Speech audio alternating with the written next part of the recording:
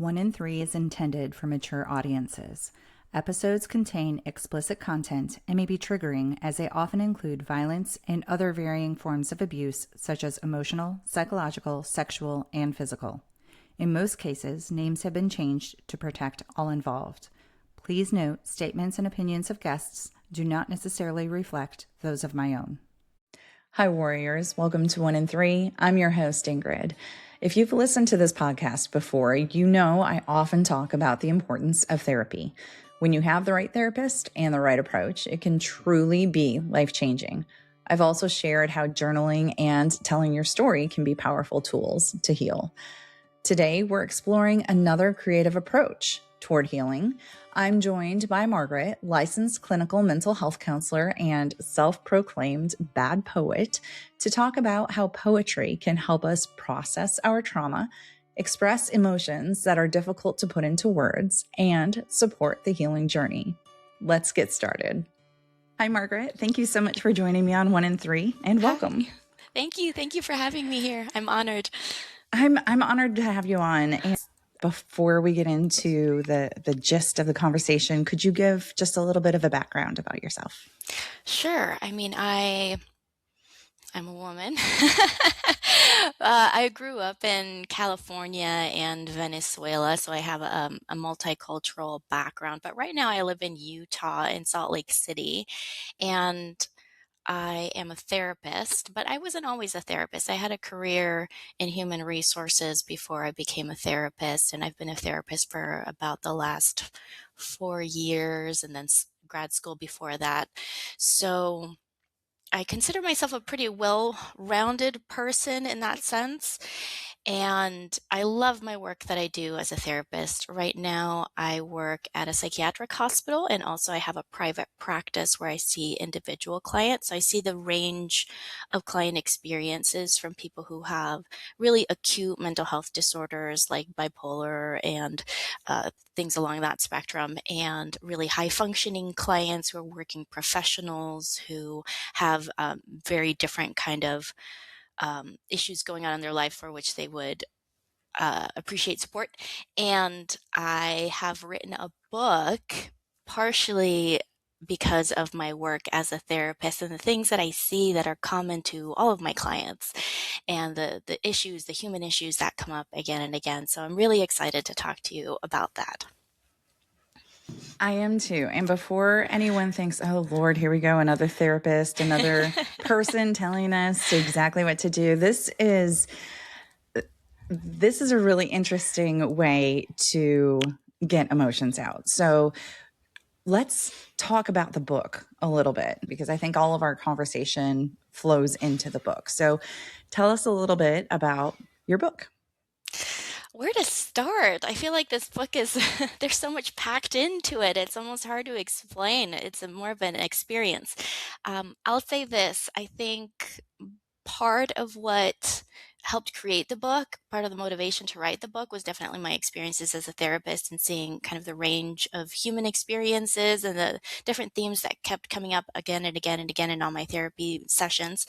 And a big part of the motivation behind originally writing the book was actually to create something for my daughter that would allow her to have my voice, allow her to have my knowledge that I've acquired over the years and through all the grad schools, and that I wanted her to have a piece of me in case something were to happen or in the future she didn't have me by her side during different life phases. So that was the origin of the book, was writing something for my daughter and trying to fill in as much information as possible that I thought might be useful to her. And when I started writing, I didn't know exactly what the book would look like. And to my surprise, what came out was poetry. And I just, in retrospect, it couldn't have been any other way, but it really surprised me when it happened because I didn't necessarily set out to write a book of poetry. But when you think about what poetry is, at its core, poetry is condensed meaning with heightened emotion. And I wanted to write something that would be engaging, that would be emotionally relevant, that would really strike a chord to our humanity and to our shared experiences. and use that writing as a vehicle to convey a lot of helpful information, or what I think is helpful information, and do it in a way that's a bit more engaging than a boring textbook and, 50 pages to explain one concept. I don't want to do anything like that. I wanted to make it a lot more experiential and relevant and a useful tool that somebody could refer back to again and again over time in different life phases. So that was kind of the origin of the book. Yeah. And so were you an author or a poet before you did that? I would say my journey to poetry has been one full of joyful surprises. I don't think I've ever really considered myself a poet, and now that I've written a book of poetry, I'm happily call myself a bad poet. um, I think when I was much younger and I was, in undergrad and all that, and I would get exposed to any poetry, I was actually quite intimidated by it, and I didn't quite grasp it, and it made me feel a little stupid, like, what am I not getting here? Why is this relevant? I didn't understand why poetry was practical or why it was useful, and I sort of ignored it and ran away from it for a long time. And I consider myself a very practical person. My first graduate degree was an MBA, so I'm very kind of business-minded and solutions-oriented, and I just didn't see a practical application for poetry in my life. It seemed like a very luxurious endeavor for people who have like all this extra time to be able to, ponder about what love is and all that. And I just kind of didn't get it.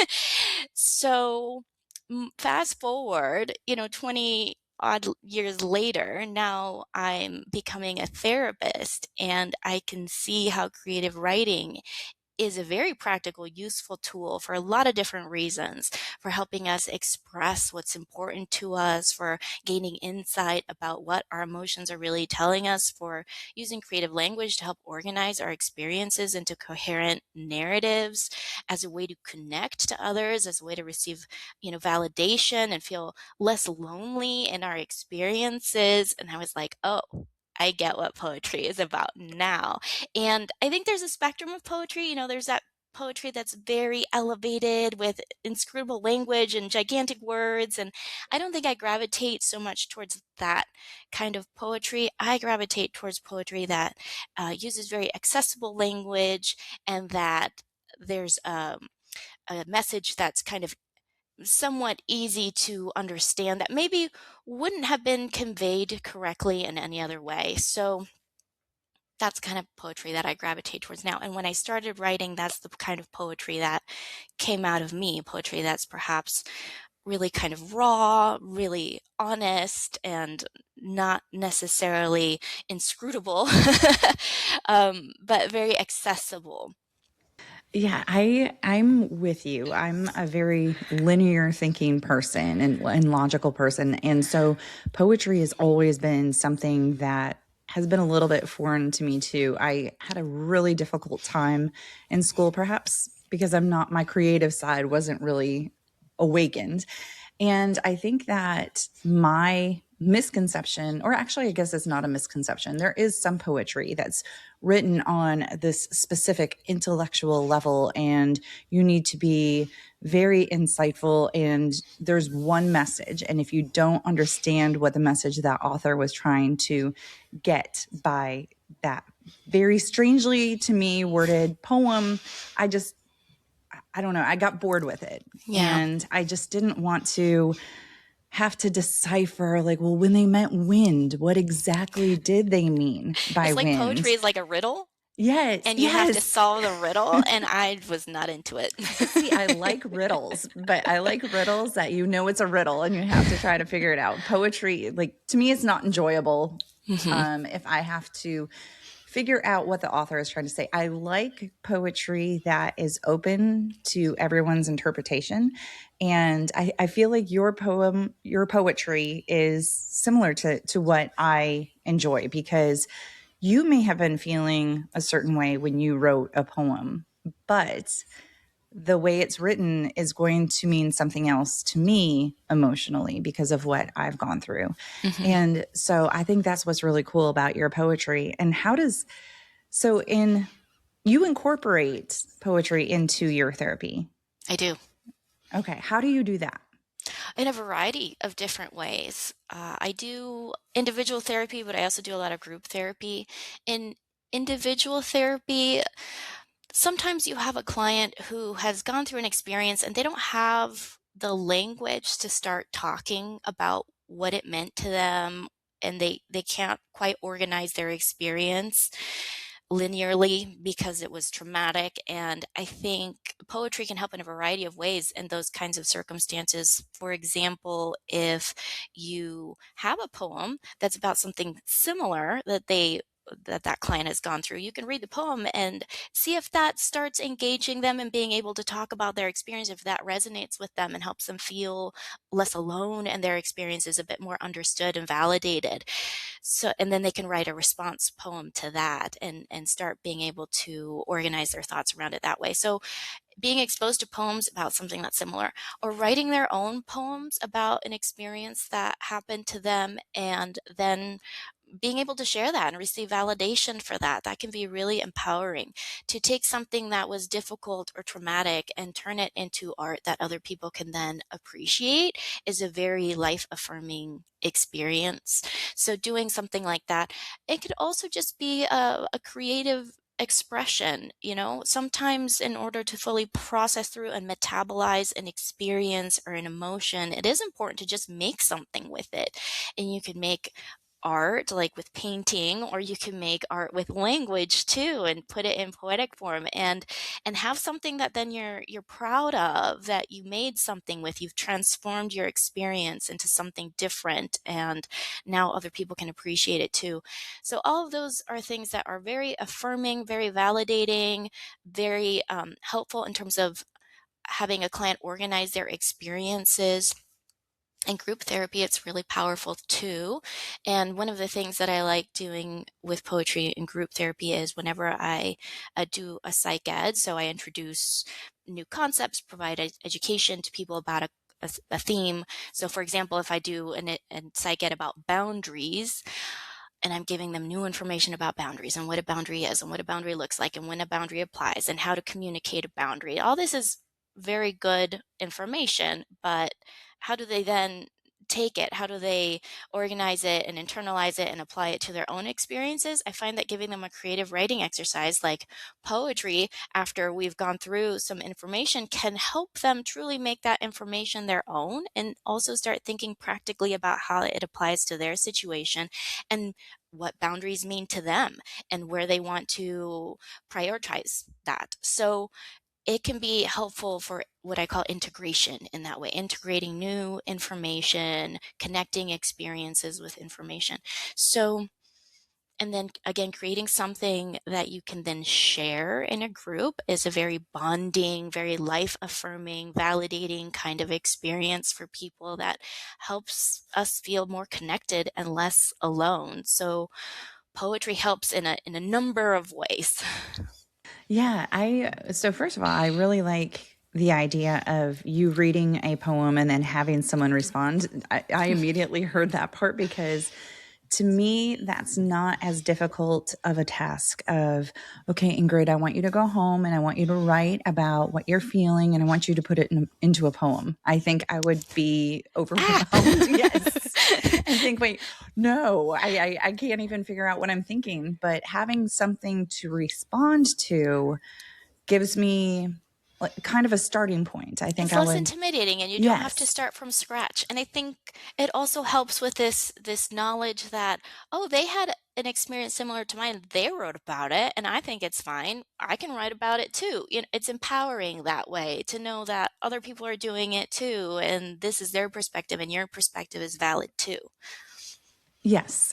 So, poetry for those who have gone through abuse or assault or trafficking is something that actually may help because those are ugly topics. Those are horrific things. And people who have survived those experiences have gone through a lot of trauma.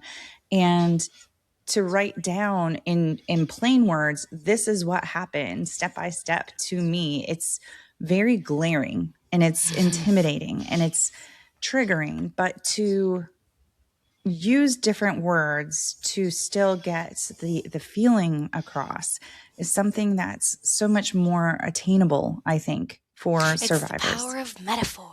Yes, yes. With metaphors, I love metaphors. I think they're incredible, and they're something that's used extensively in poetry. You know, you're talking about the wind, but you're not talking about the wind. You're talking about this other force in your life, you know?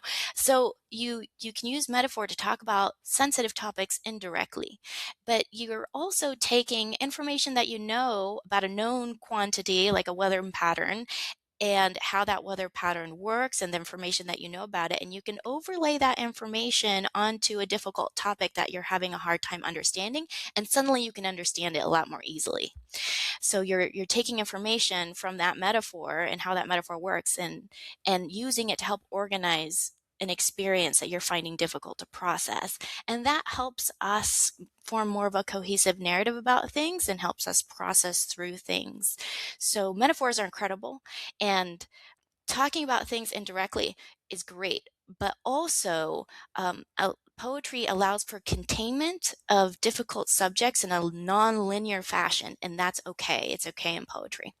If you're doing talk therapy, or even if you're writing and journaling, I think most people know the expectation is you should tell something in a linear fashion, and that can be very intimidating for people who have experienced trauma.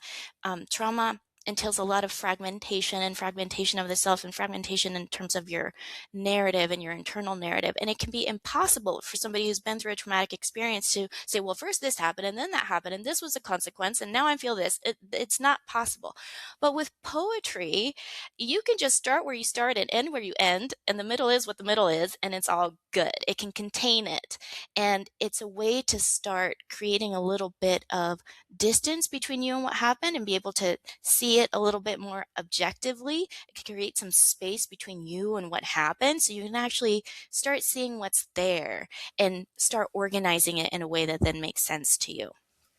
Yeah, I found that for me personally, when I was recalling what I had been through initially, it was very tunnel visioned. It was the immediacy of what was happening, and then the outside was sort of fuzzy or blurry.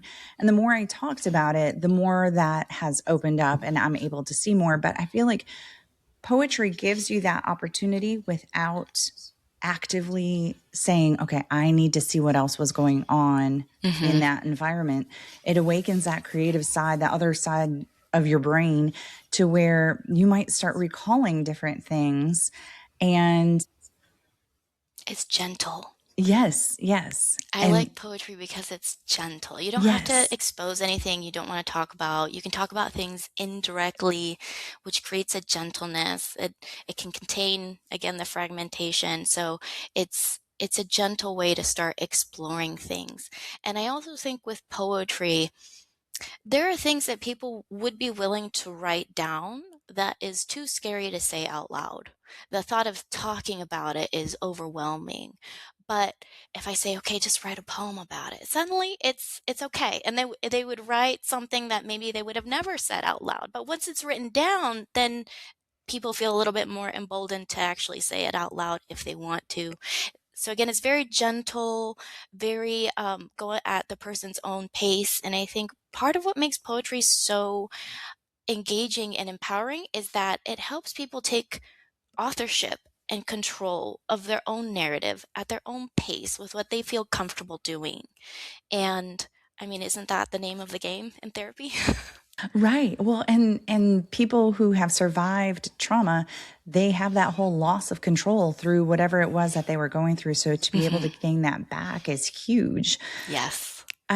So like what you were saying, it's when you are giving it to somebody else or reading it out loud to somebody else and it's not as ugly as what you've gone through, it does feel a little bit more empowering because you're able to release some of that shame. Even if you're not saying this, he or she held me down and did this, you can use whatever metaphors and it's still, you know what it means. So you're still releasing some of Hmm. that. And the purpose of therapy, the purpose of healing isn't necessarily to recall in whatever order exactly what happened. It's to get to the point of your emotional response to that and to heal yourself. It's not the name of let's tell a story. It's Mhm. I need to heal myself and look inside. Yes, and poetry, I think, definitely is a gentle way to open that door and to gain more awareness and insight into how things have truly affected you. I also like, what was I writing? Okay, so I took so many notes. So victims, when they're in these relationships, we already talked about control. The control is taken away from them. So they're not necessarily allowed to feel their emotions or recognize their emotions, or whatever emotions they're feeling are minimized or just said, no, that's actually not what you're feeling. That's not what happened. And I do like the idea of poetry being able to allow, even if you're actively still in this situation, you can write poetry and it is metaphorical. So it doesn't, whoever it is that you're trying to hide from, escape from, survive, they can read it and it doesn't necessarily say, oh, Joe did this to me You or might not sell. necessarily know what it's about. Exactly. So it's a way to survive. I'm going to use the word again, survive what you're going through, because you're journaling it in a way that nobody can necessarily understand exactly what you're talking about. Mm-hmm. I liked when you and I talked before about poetry, because it's not just trauma. There are so many things that people go through in lives. And one thing that stuck out to me is I have a 13-year-old son, and anyone who has a teenager knows that, ooh, the emotions, or in my son's case, kind of the lack of, and I suppose Oh, they're there. they're there. Yeah. It's just he doesn't know what they are. Yeah. And for the longest time, I've been trying to, whenever we would have interactions, I would give him consequences, and it should invoke some sort of an emotional response. Like he's going to be angry, like he got sent to his room or he got whatever taken away from him. There should be disappointment, something. And I would ask to speak with him later. Like, were you mad at me? How did you feel about that? Did you feel it was a fair consequence, whatever? And he would just always say, I don't know. And everything Mm-hmm. was, I don't know. I don't know. Are you happy? I don't know. Are you sad? I don't know. And it would, at first I was frustrated. I thought he was just being difficult and just not letting me know. But then I realized, I'm like, I don't think he actually really does understand what he is feeling, because at that age, it's so much to deal with, and with hormones and everything happening in life. And so I don't know that he was really understanding. And one day he grabbed my hand and he told me that he was feeling a certain way. And I looked at him and I thought, oh my gosh, here we are. He finally is recognizing this emotion. And he's a very creative kid. He likes to play instruments, he writes. And so we talked about emotions, and he was saying, I really just don't know most of the time what I'm feeling. I can't put a name to it. Mm-hmm. So we talked about maybe go write something down. And then if you want, turn it into a story or a poem, or go play on the piano just to try to figure things out. And he looked at me and he got so excited. He's like, I have to go. And he immediately jotted down a bunch of things. And then he turned it into a poem. I think he threw it away by now, but that's okay. That's okay. It was a poem about like a tree or a plant. And if you prune it too quickly, then it stunts its growth. But if you don't prune it, then it doesn't grow into the way it's supposed to, into its best purpose. And it was so amazing that he came up with this. And so now Yeah. that's his thing. Well, poetry is such an underutilized tool. When people think about, oh, I'm going through something right now, or maybe I should talk to someone, or hey, today was just a hard day, the first thing that comes to their mind is not poetry, but I want to advocate that maybe it should be poetry. Why not? Yeah. So, okay. So when people think poetry and they think certain things, there's all different kinds of poetry. Should it rhyme? Should it have a certain cadence? Things like that. That doesn't really matter. Well, again, I'm a bad poet, so I don't know that I'm overly concerned with how many verses or if it's a sonnet or if it rhymes. Um, the let me explain maybe a little bit about the philosophy of bad poetry. Okay, good. That was So going to be my next question. It's perfect. so I think that people have this expectation or understanding of poetry that it's very above, it's very erudite, it's very learned, and it's very unattainable for the average person to write, maybe read, maybe, but definitely not write. It seems very far away and out of reach for a lot of people. And that's how I certainly felt about poetry for much of my life. So I came up with this notion that, okay, I'm just going to do bad poetry and that's going to be okay. And suddenly the idea of doing something and doing it poorly, it lowers the barrier to it, and it sort of addresses any of the inner critic or any of the shame that we might have telling us that we can't do it. If the idea is to do it and to do it poorly, and even if I do it poorly, that's okay because that's kind of the point, suddenly I can write poetry. So the idea of bad poetry is to silence that inner critic, silence the judgment about it before we've even written anything. It's not okay for that judgment to be dictating what we can or can't do. So hopefully that helps lower the barrier to entry for people to be able to write their own bad poetry. I think also the idea behind it is not to impress other people. So if you're going to sit down and write a poem and the idea is that you're going to impress people and win a literary award, okay, that's really intimidating. But if the idea is to write something that's just true to you, that's true to your experience and your perspective, that nobody else could write but you, about what's important to you and how you feel about events that happened in your life, suddenly that's a lot more empowering. So the idea behind bad poetry is that it silences the inner critic and it should be empowering and inclusive and appreciative of different perspectives. That's part of the philosophy of bad poetry, and I think it's what made poetry accessible to me, and it's part of what I use in therapy, this idea of bad poetry, because a lot of times when I introduce the idea of poetry to people, they go, "I can't write a poem, please, like, I'm not a writer, I don't do this, I've never even written anything, why would I write a poem?" And I go, "Just try it. Just try it. It doesn't have to be good, it just needs to be real to you." And these same people who say that they couldn't write anything and that this was a ridiculous exercise end up writing the best poetry I have ever read. It's really impressive.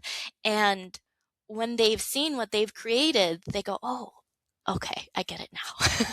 That's so cool. So let's talk about that a little bit.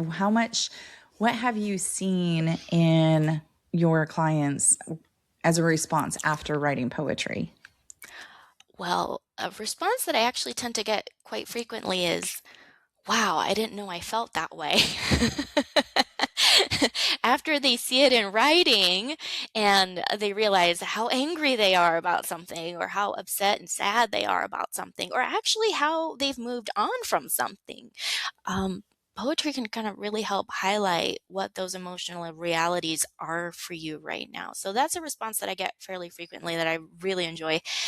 Another one that I tend to get fairly frequently is, "Oh, this is quite good. I should write I more." love that. And I love getting that kind of response too. Um, a lot of times people will write something and then they'll say, "Well, this isn't a poem. Look, I wrote it like a paragraph." And I say, "Okay, can you read it? Can you read it to me or can you read it to us?" And then they read it and everybody goes, "Oh my God, I'm so moved by your poem." I love that. So it's just surprising. And I think that's part of the power of bad poetry is you don't know what's going to happen, but if you try, something will happen. Yeah, that's so cool. Do you think that people are able to get to the root of their emotions any at a different speed by doing something like this than versus traditional talk therapy? I think it's different, and it depends on where the individual client is and what they resonate with. I do think certain people maybe respond better to talk therapy than they do to bibliotherapy or to writing, but it's a tool. And I think for somebody who has problems expressing themselves verbally, this can definitely be a way to start hitting on things a lot faster. I think also, hold on, let me gather my thoughts about this for a second. So, if you have a client that's very reticent to speak because they think that their experiences are so unique to them and shameful, it can be really helpful for them to see that other people have gone through different things or similar things and that have those same kinds of feelings about it, because it can really help open the door for them to talk about their experiences and feel less alone. Um, I just think people who also maybe respond better to creative kind of methods might also respond better to this than traditional talk therapy. Traditional talk therapy can be really intimidating to a lot of people. So the idea of going into a room and sitting down with a stranger and telling them all your problems and your deepest, darkest secrets, that's like a lot. Yeah. um, so poetry can be maybe a kind of gentle way to enter through that door sideways. You don't have to come in disclosing everything all at once if that's too much. You can come in and maybe share something that you've written. Um, some of the clients that I've had over the years might have a difficult time talking about their experiences. But if I tell them, hey, can you bring a song and share it with me next session about what it is that you're feeling that week or what it is that you're feeling that day, they can always find a song. And what are songs? Songs are poems set to rhythm and music. That's right. So there are definitely people who find that using poetry and using creative types of expression does help them open up more in therapy than what traditional talk therapy would do. And I do think it can help people get to the heart of matter a lot more quickly. So, for example, if you contrast therapy with poetry with journaling, a lot of times people are familiar with journaling. You know, your therapist, you go to your therapist, and your therapist is like, oh, you should journal about it. So people are very familiar with journaling, and it's a tool that therapists use very often. And what I find with journaling is that it is very powerful, and it does have its time and its place. I'm not trying to put journaling down, okay? Journaling is great. Everybody should probably be doing journaling. But journaling is very kind of verbose and getting lost in the details about things, and very linear and very kind of solution oriented. So when somebody's journaling about something, they're trying to figure it out. They're trying to solve this problem. They're trying to figure out what happened first, and he said and she said, and what were they wearing, and what were the color of everything. And that you kind of get lost in the details of journaling sometimes. Whereas I give the same prompt and tell somebody, write a poem about it.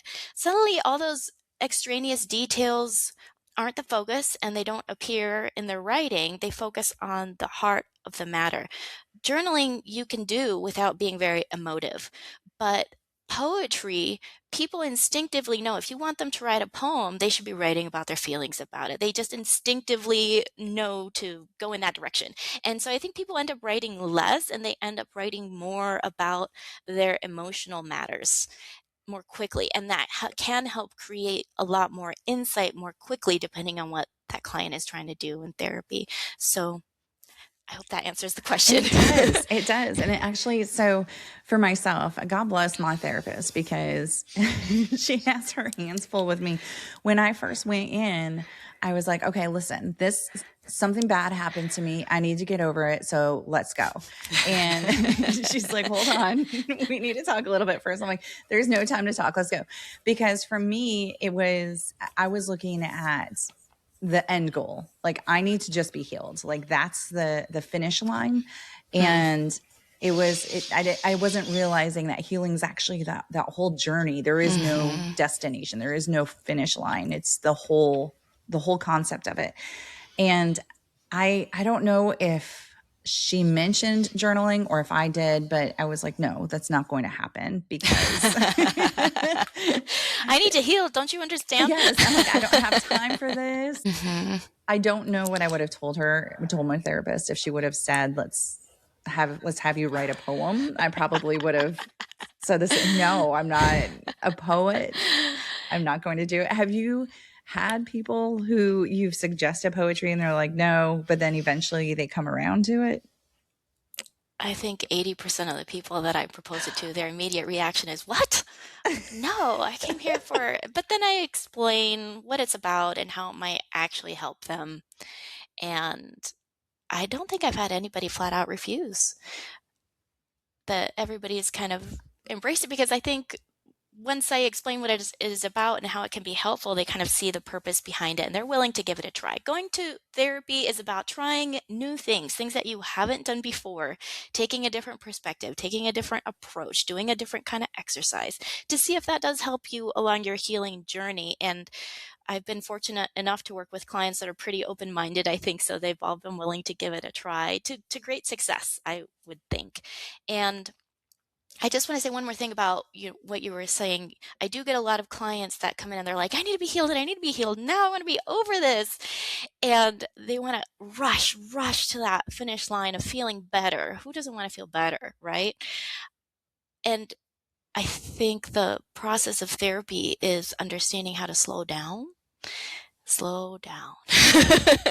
Right. And I think a lot of clients hate that at first, but then they start to see how that's relevant to the healing process.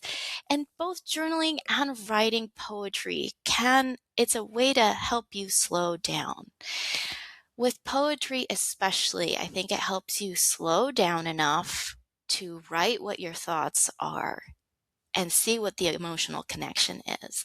And then have it outside of you so you can see it a little bit more objectively and start analyzing it and really having it reflect back to you what's inside of you. And then you go, oh, I didn't realize that was there.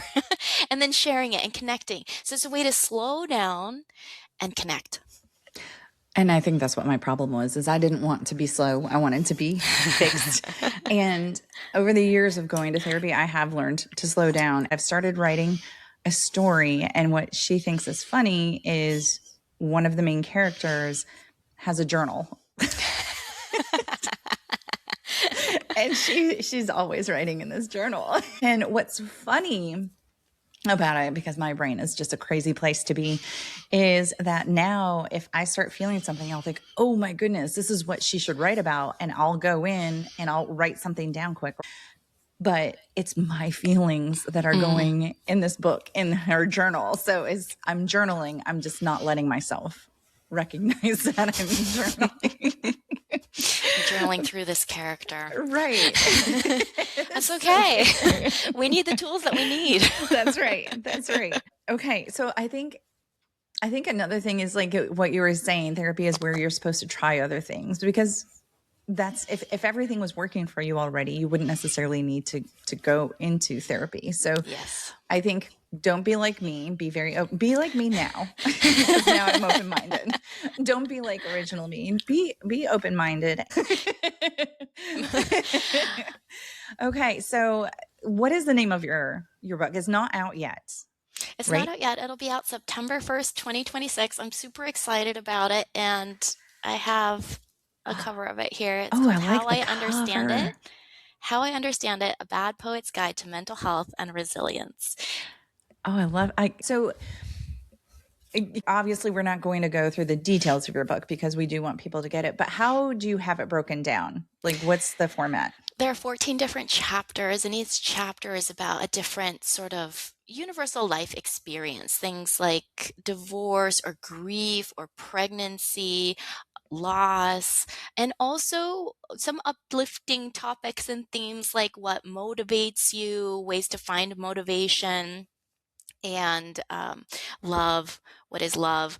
I find it really interesting that there's so much overlap between psychology and philosophy, especially in mental health practice for mental health counselors, because I find that a lot of the clients that I work with have huge misconceptions of what healthy love looks like and what it is. And that's a big source of dysfunction in their lives and in their relationships. So the first chapter of my book is all about love, which I think is actually really fitting for a poet, but it does have mental health frameworks baked into it about what healthy love is and what healthy relationships look like and what healthy self-love looks like. So all of that is baked into this book. I think that the different chapters are so applicable to a lot of people who are listening because there's grief, there's loss, there's healthy relationships. So when you do get out of this unhealthy relationship, when you're healing and you're ready to go into something else, it makes you look at what's important to you and how to process things. The prompts at the end of each chapter it's such a cool idea too. The idea is, as people are going through, they can write their own bad poetry and response poems to it. And then there are specific reflection and journaling and poetry prompts at the end of each chapter about that chapter's topic and theme, so that they can dig more deeply and see how things might apply to them or not apply to them or resonate with them, or if something else is going on.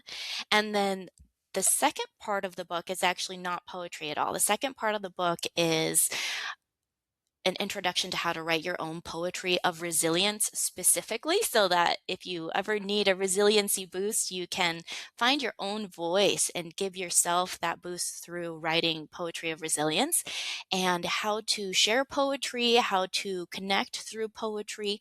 And there's a chapter for mental health professionals. So if you're a therapist out there working and you want another tool in your toolbox to be able to use with your clients, there's a whole chapter on how therapists can use poetry, and specifically also the poetry of this book, in order to work with their clients. That's so cool. So actually that made me think of a question. How often do therapists use poetry? Is that a technique that is frequently used? I would say it's underutilized. I'll say that when I went through 3 years of grad school in order to become a therapist, poetry was not mentioned once. So I don't Interesting. think enough people know about it or are using it, but it's not a new concept. There's a lot of evidence-based practice for using poetry as therapy. It's part of the genre or wing of therapy that would be considered bibliotherapy or narrative therapy. And there are, I think, therapists that do utilize that, but I don't know that they're specifically focused on poetry. But there is this textbook about it, actually, that I find really inspiring. It's called Poetry Therapy. It's written by Nicolas Mazza, and he's sort of the authority of poetry therapy. And I always refer therapists to read his work, because it does have a lot of really good information about how therapy can integrate poetry into it as an evidence-based practice. That is so interesting that there's an actual There's a textbook about it. yeah. My book is not a textbook. It's more of a gentle book of poetry. Well, no, and that's what I think makes your book not intimidating. It's not a book of this is how you do poetry. This is how you write poetry to win literary awards, like you were mentioning before. This is it's bad poetry. And I love that you have your own poetry of here's an example. And I don't think any of it's bad. I read through, maybe I missed the Well, bad thank ones. you. Maybe I skimmed over the bad ones. But I like how you have yours there of okay, here's my vulnerability out here for you to look at, and you can judge me on my poetry, but if you think you can do better, then do better. Here are some prompts. This is what you can do. And I think what an awesome way to format that book. So I want to get to links and stuff, but is there anything that we didn't talk about that we should have talked about?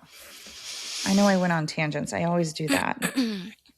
One of the intentions behind this book is for people to hopefully get more tools at their disposal that they can use for their own mental health and well-being and resilience, but also to instill hope. I think one of the things that I've learned through being a therapist is about what hope is and what hope looks like in a therapy room. And I think hope is a spark that's born from connection. And finding ways to connect is incredibly important for us as human beings. And I see a lot of news, and everybody's really talking nowadays about AI and how AI is doing everything and writing everything for us.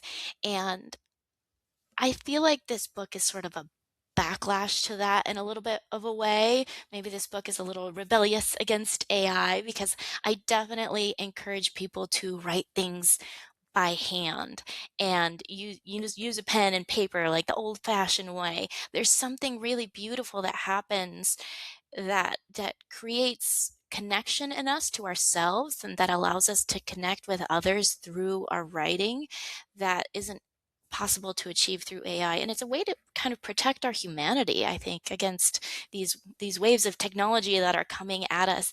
And if you're ever feeling like hope is running low, your hope bucket is low, then I would encourage you to pick up a pen and paper and write something and find a way to share it with a safe person. And I can almost guarantee that a spark of hope will be born from that. And I hope people take that away from my writing and from my book. Yeah. And you know what? Find us on social media and just stick a poem there or something. I would love to see people's poems. That would be so cool. Well, okay. So where can people find you if they do want to just throw you some poems or just learn more about you? You can find me on Facebook at Sage Insight Therapy. That's the name of my private practice. And my website is sageinsighttherapy.com. If you go to Sage Insight Therapy and go to the page called The Book, you will find information about my book. You can subscribe to receive updates about where we are in terms of publishing. And you can also find me on Instagram at sage_insight_therapy. Perfect. Okay. So, and LinkedIn too. I'm on LinkedIn. Yes, LinkedIn. Okay. I'm going to connect with you on all of those. So we'll be connected. And oh my gosh, I really would love for people to throw some poems up for either one of us to read. That would be so cool. Honored. That would be so cool.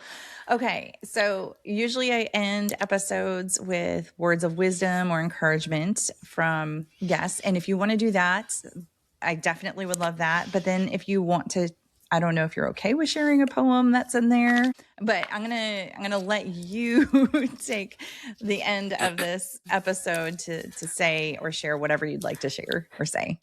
I'll read a short poem from a chapter in my book called "The Paradoxes We Embody," and the whole idea and theme behind that chapter is how we as human beings embody all of these contradictions and how it can be difficult to navigate them, but also very empowering to understand them and name them and own them. So this is a poem, a short poem called A Bird's Eye View. From a bird's eye view, I'm hilarious. I can hold that perspective and laugh through my personal tragedies. It is perhaps even more tragic and more hilarious when I choose not to. I think I read that one. I think that was one that gave me tears. I read that one, like I read it quickly and then I went back and I was like, hold on a second. I love that. I love that. Thank you. And thank you for having me on your podcast. Thank you so much. Thank you again, Margaret, for joining me today, and thank you, warriors, for listening. I've included the links Margaret was referring to, as well as her 1 in 3 profile in the show notes. I will be back next week with another episode for you. Until then, stay strong, and wherever you are in your journey, always remember, you are not alone. Find more information, register as a guest, or leave a review by going to the website 1in3podcast.com. That's the number 1, IN, the number 3, podcast.com. Follow 1 in 3 on Instagram, Facebook, and Twitter at 1 in 3 podcast. To help me out, please remember to rate, review, and subscribe. 1 in 3 is a .5 Pinoy production. Music written and performed by Tim Crow.